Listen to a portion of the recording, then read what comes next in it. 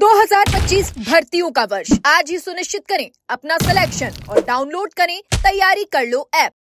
राजस्थान कर्मचारी चयन बोर्ड द्वारा 6,433 पदों के लिए करवाई पशु परिचर भर्ती के अभ्यर्थियों को लगभग 5,000 से ज्यादा अभ्यर्थियों को नियुक्ति मिल चुकी है, लेकिन अभी भी 600 से ज्यादा ऐसे अभ्यर्थी हैं जो रिजल्ट का इंतजार कर रहे हैं, जो पीएच कैटेगरी से हैं और दिव्यांग कैटेगरी से हैं, स्पोर्ट्स कैटेगरी से हैं।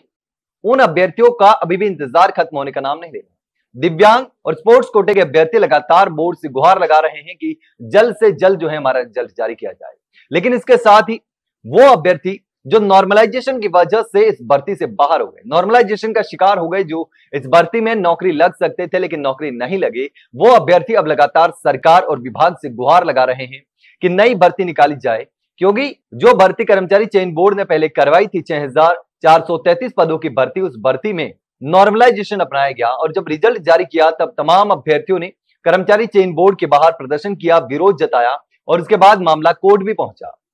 लेकिन इन अभ्यर्थियों को राहत नहीं मिली जो नॉर्मलाइजेशन का शिकार हो गए, नॉर्मलाइजेशन की वजह से भर्ती से बाहर गए। ऐसे में ये तमाम अभ्यर्थी अब लगातार बोर्ड से, लगातार विभाग से, सरकार से गुहार लगा रहे हैं कि ये नई भर्ती निकलनी चाहिए ताकि उन अभ्यर्थियों को राहत मिल सके, क्योंकि अब उनके सामने कोई ऑप्शन नहीं है। वो सीधे सीधे भर्ती से बाहर हो गए सिर्फ और सिर्फ नॉर्मलाइजेशन की वजह से।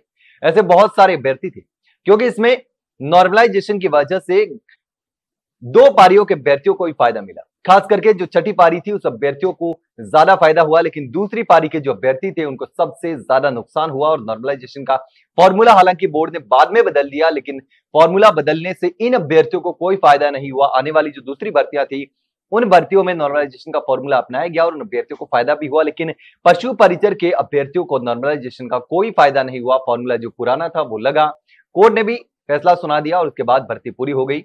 अब लगातार ये बोर्ड से, सरकार से, विभाग से गुहार लगा रहे हैं कि नई भर्ती आनी चाहिए, लेकिन आखिर ये विभाग जो है कब नई भर्ती शुरू करता है, कब नए जो पद हैं उन पदों के लिए काम करता है। ऐसे में अब देखना होगा कि इन अभ्यर्थी जो हैं उनको कब राहत मिलती है, राहत मिलती भी है या फिर नहीं मिलती है, क्योंकि गलत तो कहीं ना कहीं हुआ इन अभ्यर्थियों के साथ में नॉर्मलाइजेशन की वजह से।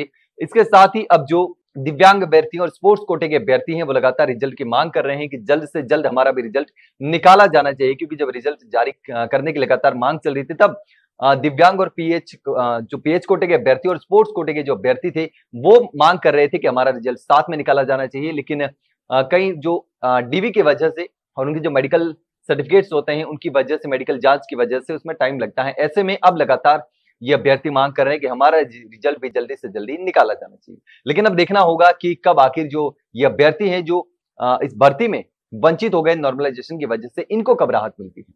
लेकिन इस पूरे मामले पर आप क्या सोचते हैं कमेंट सेक्शन में कमेंट करके जरूर बताना। वही अगर जानकारी अच्छी लगी हो तो वीडियो को लाइक और शेयर जरूर करें और हाँ, चैनल को सब्सक्राइब करना ना भूले। फिलहाल के लिए इतना ही, जल्द मिलते हैं एक नई जानकारी के साथ, तब तक के लिए नमस्कार।